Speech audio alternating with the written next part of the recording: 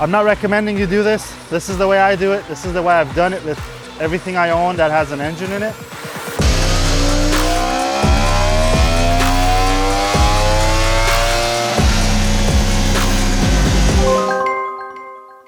What's up guys, Manny from Motomillion. If you've watched our previous video, we received this beautiful R1M from Yamaha Motor Corp of USA. It came in its crate to us. We uncrated it and now here it is. We haven't touched the bike since. Today we're going to get into a controversial topic of breaking in the motorcycle. This is by no means an instructional video on how to do it. This is the way I've done it and this is the way I do it for every vehicle I own. And before that, we just got the bike, we haven't touched it, haven't started it, so we just got to do a quick little PDI before it goes on the dyno. So I'm just going to connect the battery, do the most important thing of putting our Motomillion keychain on these keys. We could officially say this is the first mod. It gives you at least 5 horsepower on the front wheel. So there you have it. We have our keys on there. They're on our keychain. So I'm going to quickly connect the battery, just make sure everything is good. We're not going to start the bike. We're going to load the bike onto the truck and head to the dyno. So stay tuned, guys. It's crazy to get to the battery, man. Taking this many bolts off to get to the battery. We first connect the positive, right, Michael? Both on positive, right? Not on negative. You just put that's a gravity battery from the road.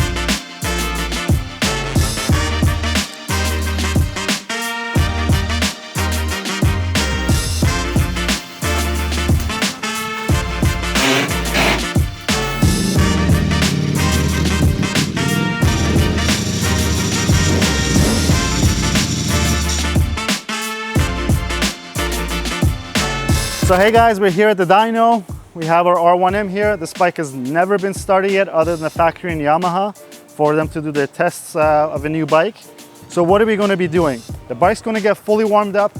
We're going to do 3 different runs on the dyno. On the first run, this bike's going to be running from 5,600 RPM all the way up to 8,400 RPM. We're going to do 3 pulls. And we're going to let the bike cool down, not the engine completely cool down. Because, you know, that was the back in the day, it was a discussion that, hey, you're gonna heat treat the engine by letting it completely cool down. We're just letting it sit for 15 minutes, so on the dyno, you're not gonna get as much air as you're riding, so we just don't wanna overheat the bike. Then on the second run, we're gonna do 5,600 RPM to 11,200 RPM with 75% of the throttle application. And again, we're gonna do 3 pulls, we're gonna wait 15 minutes, then on the third run, what we're going to do is that we're going to do other 3 pulls. This is going to start from 4,200 RPM and we're going to go all the way to Redline with 100% of the throttle. And why is it? I'm telling you, I'm not going to say this is the facts. This is a theory, let's say. Modern engines and the machining has come so far forward that number one, these engines are already, the materials inside, if they need to be heat treated, they've been heat treated. You cannot heat treat an internal component of an engine with the temperatures that this bike can reach, even if you overheat it. And if it reaches that high of a temperature, you're probably going to have catastrophic engine failure. The second thing is, the biggest thing you want to do, or that we want to do, is to seat the rings on the motorcycle. That's the most important thing. And studies suggest you cannot seat the rings without load on the bike. And the first 20 miles of the motorcycle or an engine is critical for getting the rings seated. One key element is that we're not going to use the dyno brake, because what we want to do is that let the bike decel by itself using the engine. And what that does is that it creates the combustion chamber will have a vacuum at that point when you let it decel by itself. So it's going to pull all the oil and the contaminants down, because again, it's a fresh engine. And you know, it's going to have some debris and stuff in the combustion chamber just being new. So all in all, that's the plan with how to get this done. And you know, it's machining technology has come so far forward that this is what we're doing because we want to seat the rings. That's what we want to do. It's the tolerances are gotten so good in machining technology that, you know, you're not going to have like difference such differentiating tolerances in the engine that you got to let it scrub and do this or that, or at least that's what I've been told. And again, I'm not an engineer, and a lot of people that I respect, that are highly ranked, and that are very, very good engineers that have high positions in very big companies and corporations have told me to do this, and that's what we're gonna do. I'm not advising you to do this. This is just the way that we do it, and I do it to the vehicles that we have around here. So let's put some fuel in this, start it up, let it fully warm up. We're gonna put it on the dyno and we're gonna get to it.